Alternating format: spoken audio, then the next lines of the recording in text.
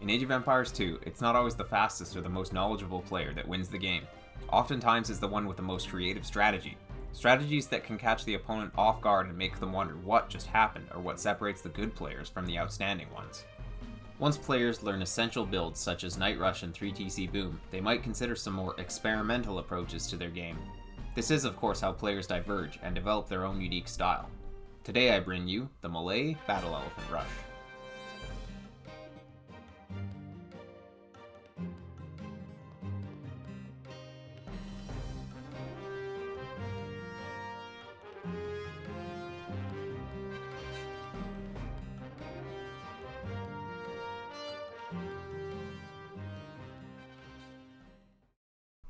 The goal of this build is to rush out battle elephants while still maintaining villager production on one town center.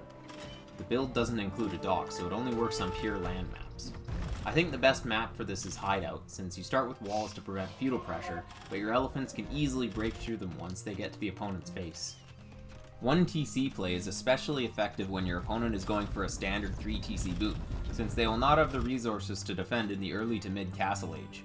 The base build, which is rushing for battle elephants, will not go smoothly if your opponent attacks in the Dark or Feudal Age, so scouting is very important so that you can change your plans before you get too greedy.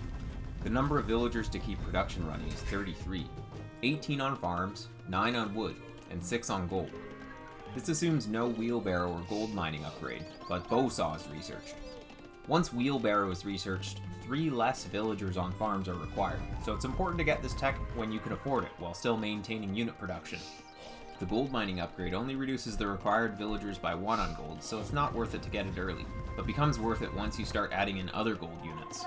33 villagers seems like a lot, and it is, since most builds have you going up to the Feudal Age at around 20 to 24 villagers. The important thing to keep in mind is that you don't need to reach 33 villagers right away. Since you'll be banking up resources on the way to the Castle Age, clicking up at 27 or 28 villagers is fine. So, why choose Malay for this build? There are 2 bonuses that Malay get that make it effective. 1. Their elephants are cheaper, and 2. They upgrade to the next age 66% faster. Their elephants end up costing 84 food and 49 gold, which is slightly cheaper than a knight. To balance this, Malay do not get the second armor upgrade for cavalry, and they don't get bloodlines.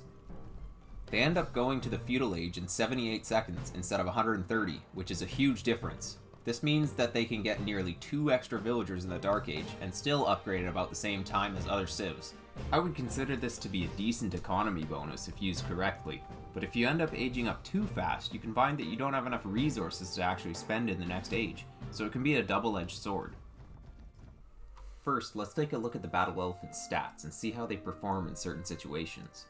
They start with a beefy 250 HP and 12 melee attack, which makes them able to fight pretty much any unit in the Castle Age one-on-one. They also have 1 melee armor and 2 pierce armor. For reference, the knight has 2 of each armor type, but only 100 HP. The biggest drawback is their fairly slow walk speed. I say fairly slow because with husbandry they actually walk faster than villagers and longswordsmen without squires. They still don't quite walk as fast as pikemen though. Here are some comparisons of how fast various units move. First, we'll see how it looks without husbandry. You can see that all other cavalry units are miles ahead, whereas it leaves the monk and scorpion in the dust. Most notably, the crossbow gets just far enough ahead that kiting would be possible against the elephant. Now, let's see it with husbandry. It's much more difficult to fight against them with crossbowmen, and you'll take less hits when running from pikes. The battle elephant also walks faster than villagers with wheelbarrow now, so if you can get into your opponent's economy, you'll get much more damage done. Alright, let's take a look at the build order in action. I'll keep the build order notes on screen during the run through. The build has 2 phases. In the first phase, we'll look at how to reach 18 villagers on food and 6 on gold, so we can keep pumping out villagers and battle elephants. In the second phase, we'll look at balancing the economy to build additional units based on what our opponent is building. You can get a copy of the build order notes in the Discord, so if you're interested, the link's in the description. It's a fairly standard opening with the first 6 villagers on sheep. The reason that you get 6 on sheep is that is the number that you need to maintain villager production. The number is actually around 6.06, but since you start with 200 food, you should never go idle with just 6. This is why with the Chinese who start with no food, it's advisable to put 7 on sheep. Once you have your shepherds all working, select all 6 of them along with 1 live sheep in the selection, and right-click the sheep that's being harvested. Then shift-click the live sheep. This will stack the new sheep on top of the old one, which will reduce villager walk time when moving to the next sheep. You should try to do this for every sheep that you harvest. Alright, so the next 3 villagers go to wood. 3 villagers allows you to line up your mill and houses properly, so you almost always want to have at least 3 on wood. Notice how I see a 1-tile gap in the trees, and I put my villagers in it before building the lumber camp. This is so I can have up to 4 villagers chopping wood optimally, which means they won't have to move to drop off their resource. It's not the most important thing to do, but if you want to improve efficiency by a little bit, it's nice to add in a few tricks here and there. The reason I put 2 villagers in the hole is that I'll be adding a 4th villager to this wood line pretty soon. You can usually get away with just putting 1 villager on the inside if you're staying with 3 on wood for long enough. Alright, the next villager gets to bring in the first boar. It's important to pay attention to this vill, as the boar can kill it in just 4 hits without loom. If the boar is close to your town center, you'll have to garrison your villagers so the boar loses aggression, and retarget it if it starts heading back. Once the sheep that's being gathered is finished, kill the boar with your shepherds. It's important to garrison weak villagers, and be careful not to ungarrison them in a way that will make the boar kill them. During all of this, you have to send 3 villagers to berries. The first forager builds the mill, the second one builds a house, and the third one goes straight to berries. You can see that the amount of wood that you have just barely lines up for what you need. Since we're going to have 5 on berries, I've placed the mill 1 tile away from them. Usually you build the mill touching the berries, since you usually only have 3 on berries. The way that my berries has generated makes me think that my villagers will be more efficient with this placement. Since there's still some time before the first boar is finished, the next villager goes to wood. This way, when the next villager after brings in the boar, it lines up perfectly. These 2 villagers are interchangeable based on how far the boar is from your town center. If the boar is far, then it's best to send the first villager. In this case, the boar is near, so I send the second one. There's another trick here that I use to kill the boar. If you garrison 6 villagers in your town center, shoot the boar twice, and then ungarrison and shoot again, you can kill the boar in the fastest time. This means that your villagers are collecting resource for longer instead of shooting the boar. Be really careful with this one though, since if you kill the boar with arrows from your town center, the food in it will disappear. Since this build doesn't require any additional food from pushed deer, the next 2 villagers go to berries, which brings us up to 5 there. It's probably a good idea to push deer in a real game if you can, so in that case, put these 2 villagers on deer. The second villager that goes to berries should build a house first. Next up, we need to get some more wood income. Get a new lumber camp which will get the next 4 villagers. At the same time, build 2 farms with villagers that are under the town center. You should place the farms before the lumber camp, as your lumberjack can still be collecting wood before he starts building the camp. It's really important to get your farms as soon as possible, as food is in short supply in this build. At this point, your opponent may be clicking up to the Feudal Age. You can keep an eye on your opponent's score to see if it drops by 50 points, which indicates that he's clicked up. This may allow you to sense any aggression coming your way without even scouting it. Another micro-efficiency trick that you can do is shift queue your villagers to the next tree. This will prevent them from doing their usual behavior of walking around the lumber camp and bumping into other villagers. Be careful with this one as well, since if you shift queue to a tree that gets fully depleted before the villager gets to it, the villager will go idle. This trick's also pretty annoying to do with some tree types, as it's difficult to click certain trees accurately. I think it's still useful to know that the trick exists at least. Up until you have to put up your barracks, you should be sending a shepherd to farm as soon as you have 60 wood for one. You'll end up with a total of 7 farms in Dark Age. The next 2 villagers go to gold. You can use the first gold miner to build a house before building the mining camp. It's useful to take a quick look at your lumberjacks to make sure none of them are stuck. It's fairly common for villagers to get stuck if there are at least 3 of them on one side of a lumber camp. This is one reason why it's important to have only 4 villagers at each lumber camp for extra efficiency. You might as well make sure that your berry villagers aren't stuck as well, since it can happen if you have 5 foragers. So, the rest of the Dark Age is pretty simple. Just keep making farms until you have 7, and queue up 4 villagers after the 2 gold miners to sheep. You should get loom at 27 villagers, or 28 population if you still have your scout. Once loom completes, you should start researching Feudal Age. Another note about the farms. It's important to try not to double layer the first 7 farms. If you can, build them as close to the town center or mill as possible.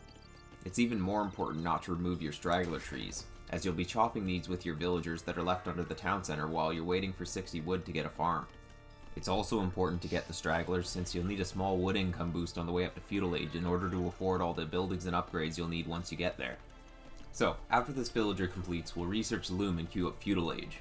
You'll notice that I have 16 villagers on food at this point. I said earlier that we need 18 on food to maintain villager and battle elephant production, so you'd think that the build is almost finished. The issue with that is that our sheep and berries will be running out shortly, so we need to get all those villagers on farms.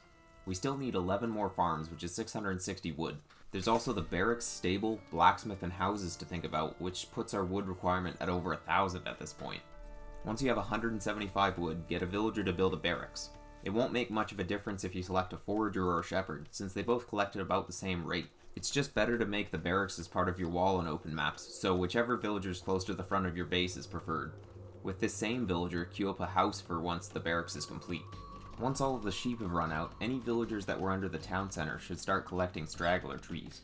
Keep in mind that Malay upgrade to the next age faster, so your uptime will be surprisingly quick. It's important to think about where you want to place your stable and blacksmith before you actually have to place them. Behind the Feudal Age upgrade, you should have 3 villagers queued, and have the rally point set to straggler trees. Instantly get the stable with 1 villager, and research double bit axe. The next 150 wood that comes in needs to be put into a blacksmith. You may want to use 2 villagers to build a blacksmith so it will line up better with your villager production, but that call should be made on a case-by-case basis. It's important to get your villagers in position to build before you have the wood for it, so that they can instantly place the building foundation once you have it. We will be needing a lot more farms, and wood will be increasing without spending for a while, since we want to wait for horse collar before building any more farms. Horse collar costs 75 food, so we can't quite afford it before clicking up to the castle age. Once the blacksmith completes, click up to the castle age right away. You should have just enough food and gold to do so. Once you have 75 food, get horse collar immediately. You can start seeding farms before horse collar completes, and as long as you don't finish them before it completes, then they will still get the extra food. It's probably a good idea to do this, since chopping straggler trees will be getting pretty inefficient at this point. Every single villager that's chopping stragglers at this point gets to go to a farm. Once horse collar is at 25%, you can start building new farms with single villagers, and they will finish once horse collar is complete. Every 60 wood you collect, you have to make sure to get another farm. Our berries will be running out very shortly, so we need to think about where to retask them. Since we still only have 2 on gold, and we need 6, we'll send 4 of the foragers to gold, and then the last villager to build a house, and then shift queue them to wood. It's very important to get enough gold income at this point, as battle elephant production will begin shortly. It's also important not to get any more farms for now, as we need to save 100 wood for Bowsaw once Castle Age completes. The initial 2 farms that were built in the middle of the Dark Age will be expiring around now, so we'll need another 120 wood to replenish them as well. Congratulations, Castle Age is complete, and you can start building battle elephants. Get Bowsaw and a battle elephant the moment Castle Age completes. You should also keep pumping out villagers, and make sure to replenish expired farms as soon as possible. The first villager after reaching Castle Age should go to wood, and the next 3 should make new farms. This will bring you up to the required 18 on farms. Make sure to keep up your house production as well, since you're building more than just villagers at this point. Since we're not quite at 18 on food yet, constant production has some minor hiccups. It's usually more important to keep villager production running instead of military production, but at this point, it's more important to get your army to your opponent's base, so it's best to prioritize your elephants. Just a few seconds can be the difference between your opponent having their wall up in time and not. In general, I think it's best to wait for 4 elephants before attacking. If you keep your elephants inside your stable, your opponent may assume that you're going for knights, so they may be more surprised. Once you have 18 on food and 6 on gold, the first phase of the build is complete. We can now start thinking about what secondary unit we want to build alongside the battle elephant. The next part of the video will be split into different parts based on which second unit you want to add to your army. There are many units that synergize well with battle elephants, but you should take into account what your opponent is building before making a decision on a second unit. Instead of showing a build for each different unit that you might want to create, I'll display how many additional villagers you'll need and how to distribute them based on the unit that you chose. At this point in the game, the build will probably stop being so smooth, as your opponent might be bothering you with his feudal army, so exact numbers are not as useful. You have to start playing a bit freeform and react to how the game is going. You'll notice how in this footage I send a villager forward as soon as I have enough farmers. This is because I'm going to be building a forward siege workshop for scorpions. We actually are going to be banking up wood at this point, since our economy is geared towards building a farm each time a villager is created. Since we're not building any more farms, we can spend the extra wood on our new production building. Scorpions cost 75 wood and 75 gold, and they train in 30 seconds. The wood cost is nearly identical to our farm production, so we only need to worry about the gold cost. We need an additional 6.5 villagers on gold, so on top of the 5.3 villagers required for battle elephants, we need 12 on gold. It's best to take a second gold mine if you go into another gold unit, as putting 12 miners on one mine tends to be very inefficient. You can send the villagers one by one from the town center to gold until you're at 12 total on gold to complete this transition. It's useful to keep your forward villager building houses so you don't get housed. You'll see here that even against the extreme AI, you barely need to micro to destroy them. It doesn't usually go this well in an actual game. The reason I went scorpions here was to prevent villagers from re-walling behind where my elephants were attacking. A real player will definitely do this, so you have to have some kind of ranged unit to hit the villagers. Another effective unit to add in is monks. They're even easier to add since they only require gold and they train so slow that you only need just over 5 villagers on gold to keep them producing. This means that you can use your extra wood to get more farms or even town centers at home. If your opponent is going camels or knights, it's worth it to tech into pikemen. Pikemen destroy camels even 1v1, and they're obviously great against knights as well. They can even counter monks if you have enough of them, since the monks are not going to want to convert cheap units. You already have the barracks, so you just need to throw up 5 more farms to get the pikemen and infantry armor upgrades. Getting +1 armor on pikes means that they will take 1 extra hit to kill from camels and knights, regardless of their upgrades at this point. Unless the knights have +2, then you need +2 armor. If you have 1 extra attack upgrade compared to their knights' cavalry defense, your pikes will kill the knights in 4 hits instead of 5. For example, if you have iron casting and they only have scale barding armor, you'll kill them in 4 hits. Pikemen are also really good at dealing with converted battle elephants. Anyways, I'm not going to go over every possible unit and what to build against them, as that would go way beyond the scope of this video. If you want to see how many villagers you need to have on each resource to maintain unit production, check out my Heroku app, the link's in the description. There's one more thing that I haven't talked about. When should you get attack and armor upgrades? Though forging does help kill buildings in some units, generally scale barding armor is preferred, since it will make your elephants much tankier against town center fire. In general though, you won't be needing any upgrades other than husbandry on your elephants for a long time. It's best to invest the food into more villagers or wheelbarrow, or even the gold mining upgrade. Let's take a quick look at how a few different army compositions fare against the battle elephants head on. Spearmen with equal resource value get absolutely destroyed. This is in part due to the battle elephant's blast radius on their attacks, which deal damage to units around the elephant when it's attacking. The bonus damage is equal to half of the battle elephant's attack, minus the defender's defense. Since spearmen don't have any melee armor to start with, and the battle elephant's attack is 12, the blast damage is 6. Spearmen do win, however, if they have 1 more defense upgrade compared to the battle elephant's attack upgrades. Pikes don't end up needing any additional upgrades to win easily against the battle elephants. This is why it's necessary to have a counter to pikes in your composition. Let's take a look at the other 2 Castle Age cavalry that you can build. Camels lose convincingly with equal resources, but can use their mobility to pick off elephants that are separated from the rest of the group. The great part about camels is that you can also use them to counter light cavalry in siege. In general, pikes is a better counter to battle elephants though. Battle elephants lose when outnumbered 2 to 1 versus camels in smaller fights without much blast damage. In this case, it's worth it to have a few of your own pikes in the mix, as camels perform just as bad as battle elephants versus pikes. Pikes can also be useful to add against any battle elephants that get converted. Knights are just not a unit that you want to fight battle elephants with head-on and in similar numbers. They barely do anything to the elephants as they don't have an attack bonus against them. Elephants are about twice as strong as knights one-on-one. If your opponent is paying attention to his monks, he should be able to consistently convert battle elephants from 9 range. Versus monks, it's worth it to switch into light cavalry production from your stable. And finally, be really careful against crossbowmen. If your opponent isn't paying much attention to his units, battle elephants will shred through them, but if your opponent is paying attention, he'll kite your elephants to death. It's a good idea to have scorpions in the back to help versus crossbows. And that just about does it for this one. 1 TC play will only be effective if you have a clear plan in mind, as the longer it takes you to execute your strategy, the further behind you'll get in economy. Forcing your opponent to react to aggression early and possibly overreact is what makes this strategy so strong. Choosing the right secondary unit is essential, as your opponent will likely not be able to afford multiple unit types if they are also trying to build villagers off of multiple town centers. As long as you counter his counter, then you can keep the push going. I look forward to seeing some more 1TC play in the future, as it leads to some very interesting games. Before I end the video, I'd just like to thank my friend JD Rich for making all the background music. He makes some awesome music, so check him out. Links in the description.